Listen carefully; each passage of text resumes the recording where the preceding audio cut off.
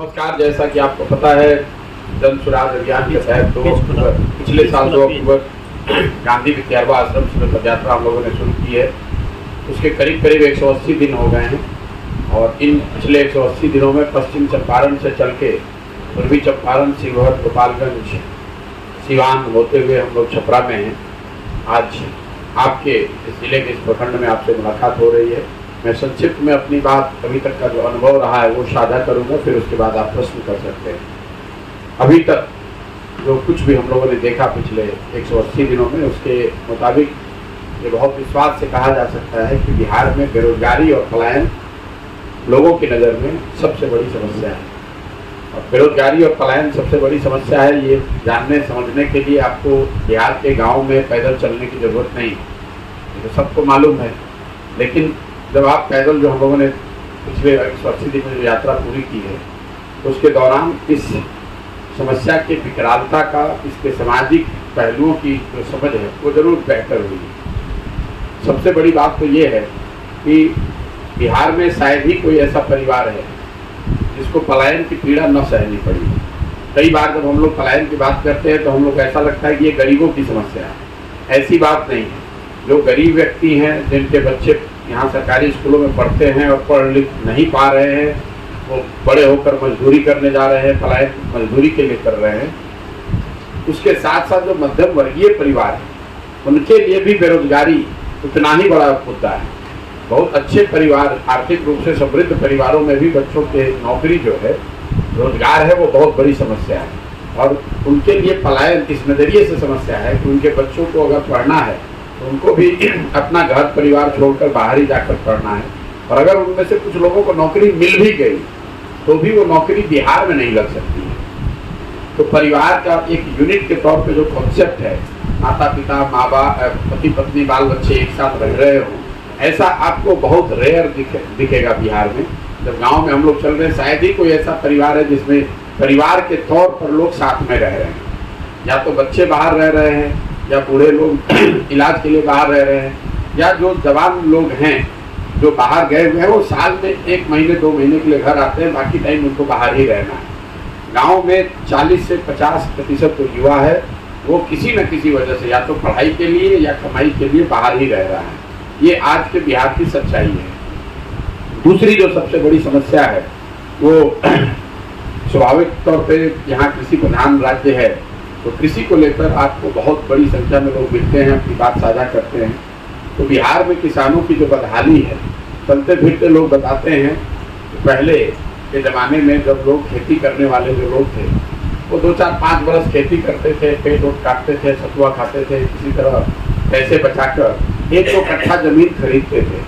आज किसानों की स्थिति यहाँ ये है कि आप 4-5 बरस खेती करते हैं और अगर आपके घर में कोई नौकरी करने वाला नहीं है, अगर आपका कोई दूसरा व्यवसाय नहीं है और कोई घर में ज़रूरत पड़ गई, कोई बीमार हो गया, किसी की शादी आ गई, तो आपको 1-2 कट्ठा ज़मीन बेचना है।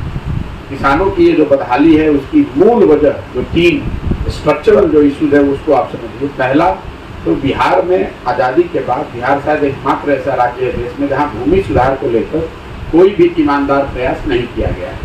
उसकी वजह से बिहार में, देश भर में, पूरे देश में सबसे ज़्यादा भूमिहीन लोग रहते हैं। बिहार में 100 में 60 लोग, मतलब 60% लोग भूमिहीन हैं। देश में ये आंकड़ा है 38%, मतलब देश में 38% के मुकाबले बिहार में भूमिहीनों की संख्या 60% है।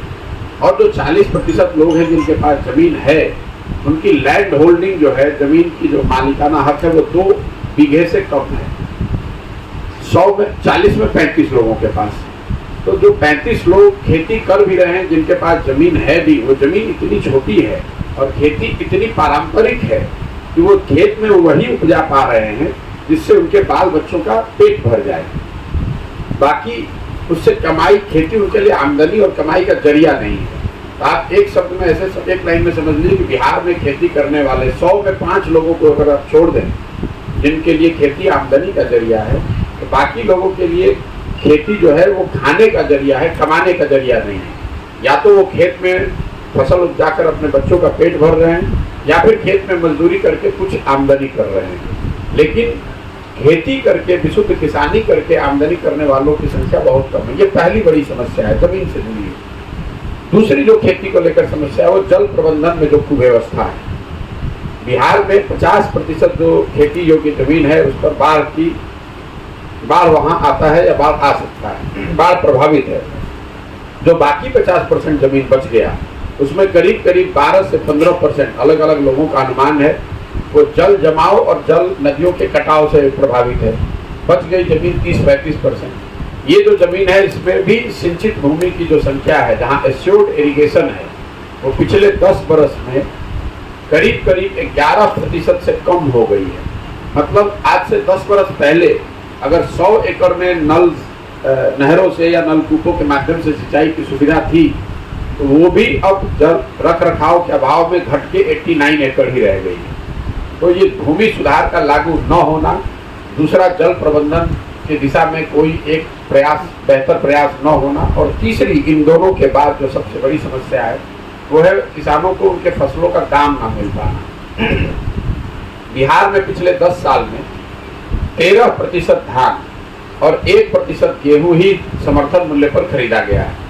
आपकी जानकारी के लिए बता दूं, जैसे हम लोग यहाँ बैठ के बिहार में बात करते हैं कि पंजाब में किसान बहुत धनी है, बेहतर स्थिति में है, तो पंजाब में पिछले 10 वर्षों में 70% धान और करीब 70% से ज़्यादा गेहूं समर्थन मूल्य पर खरीदा गया है। बिहार के लिए ये आंकड़ा है 13% और 1%। तो और ये सिर्फ गेहूं और धान की बात नहीं, बिहार में किसान जो भी उपजा रहा है उसको उचित मूल्य नहीं मिल रहा है।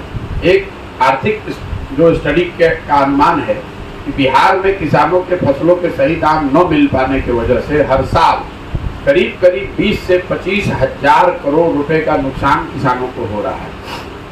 जैसे मान लीजिए कि अभी धान की कीमत है 2050 रुपये और किसान बेच रहा है अपना धान 1200 रुपये 1300 रुपये में, तो अगर ये सारे फसलों के लिए और सारे उपज को जोड़िएगा तो हर साल 20 से 25 हजार करोड़ रुपया का नुकसान किसानों को हो रहा है।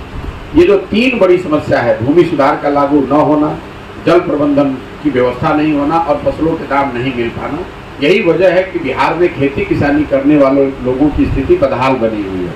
इसके अलावा जब हम लोग पदयात्रा में चल रहे हैं तो स्वाभाविक तौर पर लोग अलग अलग तरह के तात्कालिक समस्याओं के बारे में भी बात करते हैं।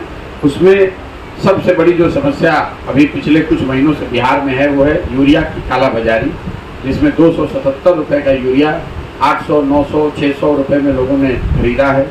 कुछ जगहों में डिपेंडिंग ऑन कि आप किस ब्लॉक किस प्रखंड में घूम रहे हैं, लोग जंगली जानवरों से जो परेशानी है उसकी भी चर्चा करते हैं, चाहे वो नीलगाय की बात हो, जंगली सुअरों की बात हो, हर अलग अलग एरिया में। बट लेकिन ये तात्कालिक समस्या है, मैं इनको इसलिए कह रहा हूँ, इसको मैं ये नहीं कह सकता हूँ कि नीलगाय की वजह से किसानों की हालत खराब है। कुछ इलाकों में जरूर नीलगायों की बहुत बड़ी समस्या है, कुछ जगह पे बंदरों की समस्या है, कुछ जगह पर जंगली सुअरों की समस्या है, अलग अलग इलाकों में इस तरह की समस्या है। लेकिन तात्कालिक समस्या को मैं 2 भाग में बांटूंगा। एक तो यूरिया और बीज की कालाबाजारी है, और यूरिया की कालाबाजारी को लेकर जो हम लोगों ने देखा कि जो पंचायत जो प्रखंड नेपाल के सीमा से लगते हुए वहाँ पर कालाबाजारी उतनी ज़्यादा है। उसकी एक वजह है कि नेपाल में लोग बता रहे हैं कि यूरिया 1400 से 1600 रुपये में बिक रहा है।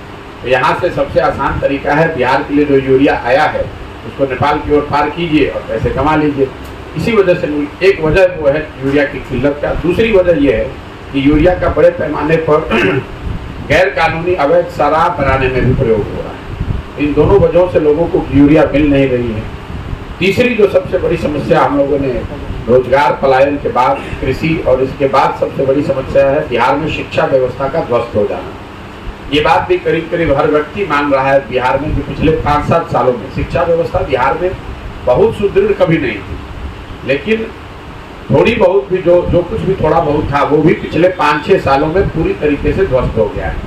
विद्यालयों के लिए उत्क्रमित विद्यालयों का एक जाल बिछाया गया है। जो विद्यालय प्राथमिक थे उनको उच्च बना दिया, मध्य बना दिया गया, मध्य को उच्च बना दिया गया। इस बात की चिंता नहीं की गई कि वहाँ इंफ्रास्ट्रक्चर है कि नहीं, शिक्षक हैं कि नहीं, बच्चों की पढ़ाई की व्यवस्था है कि नहीं। और पूरा जो शिक्षा का यहाँ तंत्र है उत्क्रमित विद्यालयों और नियोजित शिक्षकों के कंधों पर है। नियमित शिक्षकों की बहाली रोक दी गई। उसकी वजह से जो शिक्षकों की गुणवत्ता में कमी आई है, तो इसकी समाज में बहुत चर्चा सुनते हैं। लेकिन मेरा अपना मानना है कि सिर्फ शिक्षकों की गुणवत्ता की कमी की वजह से शिक्षा व्यवस्था ध्वस्त नहीं हुई है। शिक्षा व्यवस्था के बिहार में ध्वस्त होने के मूल में जो बात है वो है विद्यालयों के इंफ्रास्ट्रक्चर, शिक्षकों और बच्चों का समायोजन न होना। मतलब जहाँ पर बिल्डिंग है, जहाँ पर विद्यालय बने हुए हैं, वहाँ पर सही संख्या में शिक्षक नहीं है। जहाँ शिक्षक है वहाँ बिल्डिंग नहीं है। जहाँ दोनों है वहाँ बच्चे ही नहीं। समाज की नज़र में भी जो स्कूल है वो खिचड़ी बांटने के सेंटर बन गए हैं। पढ़ाई के नज़र से ना उसको शिक्षक देख रहे हैं, ना उसमें पढ़ने वाले बच्चे देख रहे हैं। सबके लिए वो खिचड़ी बांटने का और कुछ सरकारी योजनाओं के वितरण का केंद्र बन गया है। जो कॉलेज हैं यहाँ पर, कुछ लोग को ऐसा लगता है कि खाली शिक्षक की वजह से ये स्थिति खराब है। तो मैं उनको उदाहरण देता हूँ यहाँ के कॉलेजेस का। कॉलेज तो शिक्षा मित्र या नियोजित शिक्षक नहीं चला रहे। कॉलेज में तो बढ़िया बिल्डिंग पहले से बनी हुई है, बड़े बड़े कैंपस बने हुए हैं, वहाँ पर शिक्षक भी नियमित हैं। बच्चों की भी संख्या 10,000, 12,000, 15,000 एक कॉलेज में है, लेकिन पढ़ाई वहाँ पर भी नहीं हो रही है। कॉलेज का यहाँ कॉलेजों की हालत ये है कि बच्चे एक बार नामांकन कराने जाते हैं, एक बार एडमिट कार्ड लेकर परीक्षा देने और तीसरी बार डिग्री लेने। तो कुल मिला जुलाकर स्कूलों से खिचड़ी बट रही है, कॉलेज से डिग्री बट रही है, पढ़ाई दोनों में कहीं नहीं हो रही। यही वजह है कि बिहार में डिग्री धारक अशिक्षितों की संख्या शायद इतनी बड़ी है। मैं ऐसा समझता हूँ कि नीतीश कुमार जी का, जो स्वयं से पढ़े लिखे व्यक्ति हैं, उनके शासनकाल का जब भी इतिहास लिखा जाएगा तो उनके रहते हुए बिहार में शिक्षा व्यवस्था का ध्वस्त हो जाना ये सबसे काला अध्याय होगा। ऐसा इसलिए कि कल हो कि अगर एक अच्छी सरकार आ जाए, सड़क टूटी हुई है तो सड़क बन सकता है, नहर में पानी नहीं है तो नहर में पानी कल आ सकता है।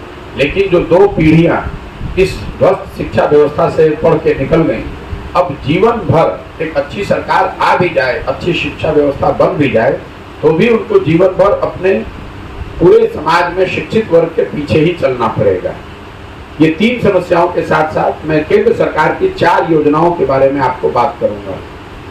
केंद्र सरकार की जो 4 सबसे बड़ी योजनाएं यहाँ चल रही हैं, उसमें सबसे प्रमुख है प्रधानमंत्री गरीब कल्याण योजना, जिसमें लाभार्थियों को 5 किलो अनाज मिलने की बात कही गई है। बिहार में हर जगह लाभार्थियों को 5 नहीं, सिर्फ 4 किलो अनाज ही मिल रहा है। ऐसा इसलिए कि जो अनाज आ रहा है प्रखंड के स्तर पर लोग बता रहे हैं कि 15,000 से 25,000 क्विंटल के आसपास हर महीने अनाज आता है लोगों में वितरण के लिए। इसमें व्यवस्थित तरीके से 40 रुपए प्रति क्विंटल की दर से जनप्रतिनिधि और अफसर मिलकर पैसा काट रहे हैं। और इसमें ज़्यादातर जगहों पर लोग बताते हैं कि विधायकों का भी पर्याप्त हिस्सा है। हर महीने 40 रुपए प्रति क्विंटल के हिसाब से जो घूस का भ्रष्टाचार के तौर पर लोग पैसा काट रहे हैं, उसी वजह से लाभार्थियों को 5 किलो के बजाय 4 किलो अनाज ही मिल पा रहा है। दूसरी केंद्र सरकार की बहुत बड़ी योजना जो चली वो है स्वच्छ भारत अभियान का, शौचालय बनाने का अभियान। मैं 180 दिन से पैदल चल रहा हूँ और करीब करीब 2000 गांव में पैदल चल के गया। मैं आपको बिल्कुल विश्वास से कह सकता हूँ कि बिहार के ज़्यादातर गाँव में आज भी खुले में शौच जीवन की सच्चाई है। शायद ही कोई ऐसा गांव है जहां हम लोग नाक पर गमछा बांधे बगैर निकल जाए, ऐसा संभव नहीं है। दोनों ओर खुले में शौच पड़ा हुआ है। लोग बताते हैं कि इस स्वच्छ भारत अभियान के तहत बनने वाले शौचालयों में 2000 प्रति शौचालय के दर से अधिकारियों ने पैसे लिए हैं, और शौचालय बना या न बना, उसका उपयोग हो रहा है या नहीं हो रहा है। लोगों को, लाभार्थियों को 10,000 रुपये, 9,000 रुपये जारी किए गए। इसी वजह से ये स्वच्छ भारत अभियान जमीन पर बिल्कुल विफल है। बिहार में ODF सर्टिफिकेट जो जारी किए गए हैं वो जनप्रतिनिधियों और अफसरों ने मिलकर आपस में बैठकर उन्होंने साइन कर दिया, जमीन पर वो कहीं ODF है नहीं। तीसरी जो बड़ी योजना केंद्र सरकार की चल रही है वो है प्रधानमंत्री आवास योजना, जिसको पहले इंदिरा आवास योजना कहते थे। जब हम लोग पैदल चल रहे हैं तो ज्यादातर जगहों पर हम लोग को इंदिरा आवास के लाभार्थी ही मिलते हैं। प्रधानमंत्री आवास योजना के लाभार्थी बहुत कम संख्या में हैं। उसकी जो पूरी प्रक्रिया है, ग्राम सभा को जो ताकत दी गई थी पहले कि आप ये तय करेंगे, 2001 के दौर में, 2001 के बाद जो एक व्यवस्था बनी थी कि ग्राम सभाओं को ताकत दी गई थी कि किसको आवास की जरूरत है। ग्राम सभा जहाँ एक तो हो नहीं रहा है, कहीं जहाँ पर हो भी रहा है उन्होंने सूची बनाई भी है, उसको भी कोई पूछने वाला नहीं है। प्रधानमंत्री आवास योजना में लाभार्थियों को 20,000 से 40,000 रुपए तक घूस देना है, तभी आपको ये घर मिलेंगे। उसमें बाजाबता पूरी प्रक्रिया बनी हुई है। नाम लिखने के लिए 1,000 रुपया, फोटो के साथ नाम भेजने के लिए 2,000 रुपया, पहली किस्त में कितना पैसा, दूसरी किस्त में कितना पैसा, ये पूरी व्यवस्था बनी हुई है। घर बनाने की व्यवस्था हो या न हो, उसमें से पैसा लेने की व्यवस्था बहुत बढ़िया बनी हुई है, जहाँ पर जनप्रतिनिधि पैसा नहीं ले रहे हैं। कई पंचायत ऐसे हैं जहाँ जनप्रतिनिधि पैसा नहीं ले रहे हैं प्रधानमंत्री आवास योजना में, वहाँ पर भी लोगों को 20 से 25,000 रुपया तो घूस का देना ही देना है।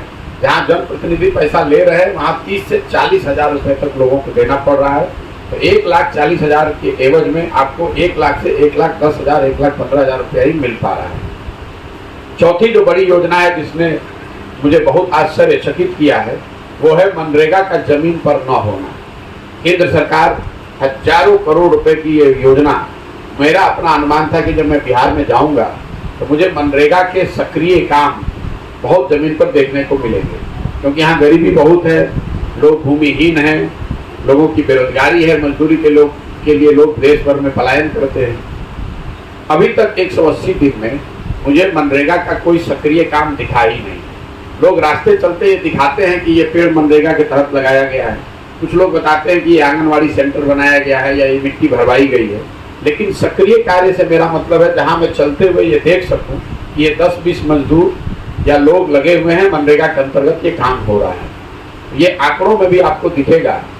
पिछले वित्तीय वर्ष में मनरेगा में बिहार सरकार का यूटिलाइजेशन था 39%। मतलब अगर हम लोग 100 रुपया केंद्र सरकार से ला सकते थे मनरेगा के तहत अपने लोगों की मदद के लिए, तो 100 की जगह सिर्फ 39 रुपया ही हम लोग लेकर आए।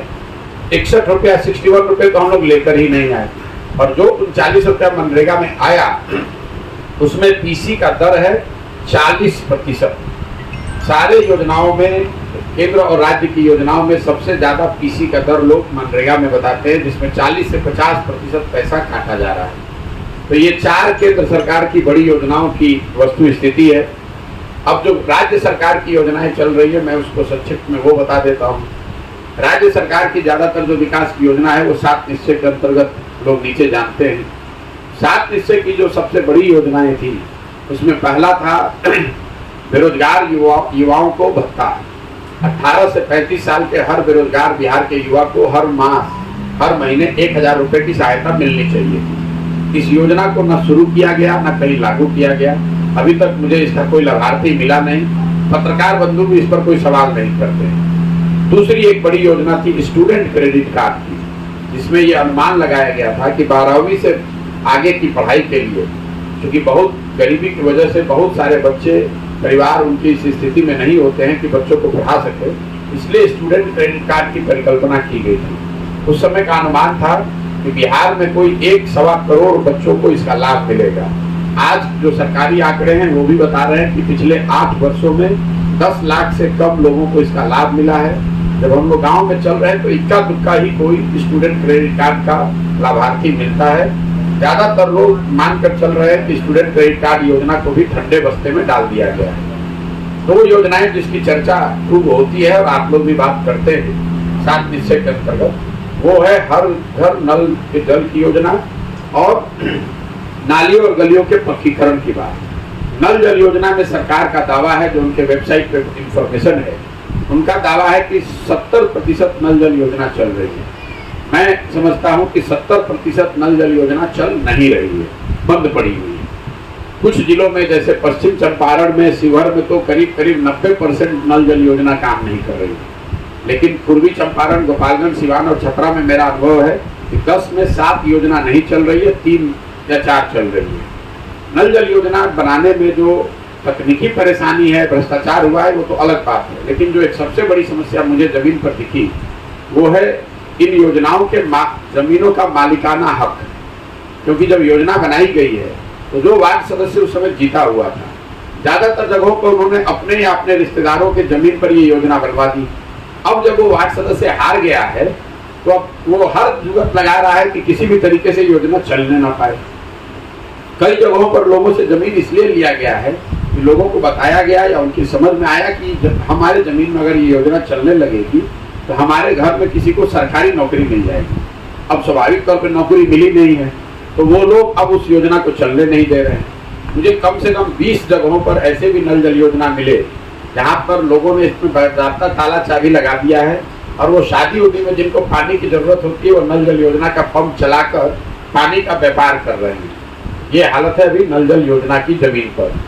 नाली गली की योजना जो 7 निश्चय की सबसे बड़ी योजना थी, बहुत कम लोगों को ध्यान है। जब ये योजना बनाया गया था तो उस समय अनुमान था कि सबसे ज्यादा 2015 से 2025 के बीच में, 2015 से 2020 के बीच में 5 वर्षों में नालियों और गलियों के पक्कीकरण पर 80,000 करोड़ रुपया खर्च किया जाएगा।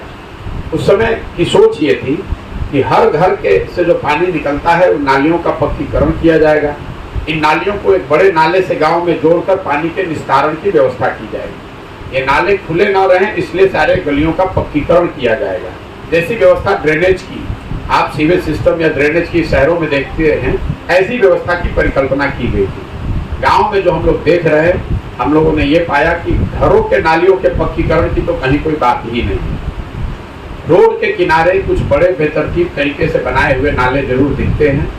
इन नालों को ना घरों के नालियों से जोड़ा गया है, ना इन नालों में आने वाले पानी के निस्तारण की कोई व्यवस्था की गई है। परिणाम ये हुआ है कि सड़कों के किनारे बनाए गए ये बड़े नाले जो ज़्यादातर जगहों पर खुले हुए हैं, वो एक तरह से गांव का कूड़ेदान हो गए। वहाँ उसमें पूरी गंदगी भर गई है, बालू मिट्टी पुआल भर गया और वो नाले जो हैं वो कूड़ेदान में परिवर्तित हो गए। ये केंद्र राज्य सरकार की जो बड़ी 7 निश्चय की योजनाएं हैं उसकी जमीनी हकीकत जो हमने देखा। 2 विषय जिसको हम लोग मानते हैं, चर्चा भी करते हैं बिहार में लोग, जहाँ सुधार दिखा वो है बिजली और सड़क। निश्चित तौर पर जहाँ पर भी हम लोग गए हैं वहाँ बिजली आ गई, इसमें कहीं कोई दो मत नहीं है।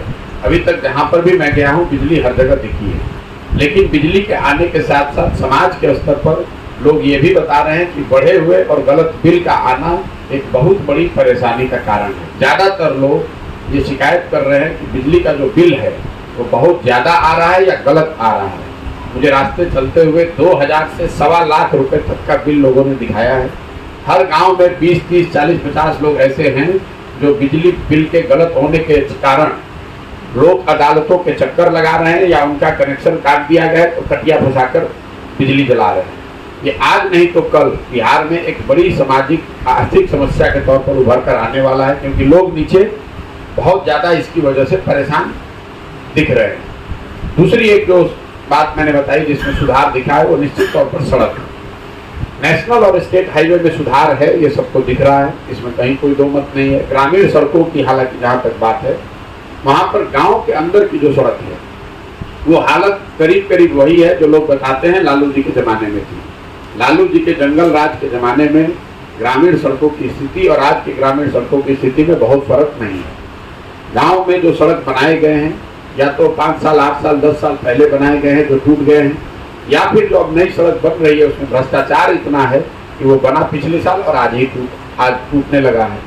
ग्रामीण सड़कों की स्थिति बदहाल है, इसमें कहीं कोई दो मत नहीं है। अलग अलग डिस्ट्रिक्ट में अभी तक का अनुभव मेरा ये रहा है कि शिवहर में मुझे सबसे ज़्यादा खराब स्थिति में रोड दिखे, उसके बाद पश्चिम चंपारण में कहूँगा, उसके बाद सिवान के भी कुछ इलाकों में बहुत रोड की हालत खराब है। स्वाभाविक तौर पर जहाँ बाढ़ की संभावना है, जैसे पूर्वी चंपारण के ग्रामीण क्षेत्रों में सड़क कुछ मिला जुला के ठीक है, लेकिन सुगौली का जो एरिया है जहाँ बाढ़ आता है वहाँ बिल्कुल ग्रामीण सड़क का कोई नामो निशान नहीं है। छपरा में भी ग्रामीण सड़क की स्थिति बदहाल है। मैं इसको पश्चिम चंपारण और शिवहर से बेहतर नहीं बताऊंगा। मैं जितने प्रखंडों में घूम कर आया हूँ, 1 या 2 प्रखंड को छोड़ दीजिए तो बाकी सारे प्रखंडों में ग्रामीण सड़कों की स्थिति बहुत खराब है। इसके अलावा 2 और बात जो मुझे नई सुनने को मिल रही है पिछले 2-3 महीने से, वो है बिगड़ती हुई कानून व्यवस्था की स्थिति। जब मैंने चलना शुरू किया था अक्टूबर से, तो लोग दबे जुबान में सही लेकिन ये बताते थे कि महागठबंधन की सरकार बनी है और उनके मन में एक आशंका थी कि शायद कानून व्यवस्था की स्थिति गड़बड़ हो सकती है, खराब हो सकती है। पिछले 2-2.5 महीनों से सिवान के बाद से मैं जो सुन रहा हूँ, लोग हर दिन आकर बताते हैं डकैती, अपहरण, मारपीट, लूटपाट की घटनाओं, बढ़ती हुई घटनाओं का जिक्र करते हैं। तो एक बहुत बड़ी समस्या के तौर पर मैं पिछले 2 महीने से सुन रहा हूँ। शायद ये सिवान और छपरा का मामला है, मैं जानता नहीं हूँ, लेकिन इन 2 जिलों में मैंने बहुत बड़ी संख्या में लोगों को कानून व्यवस्था की बात उठाते हुए, उसकी चिंता करते हुए लोगों से मैंने सुना है। इसके अलावा जो सामान्य बातें हैं कि बिहार में स्वास्थ्य की सेवाएं ध्वस्त हैं, रोजगार की सुविधा नहीं है, फैक्ट्री बंद पड़ी हुई है, ये तो रोजमर्रा की बातें हैं, आप लोग सब जानते ही हैं, तो मैं उस पर कोई विशेष टीका टिप्पणी नहीं करूंगा। आपके अगर कोई सवाल है तो आप सवाल कर लीजिए। बहुत बहुत धन्यवाद।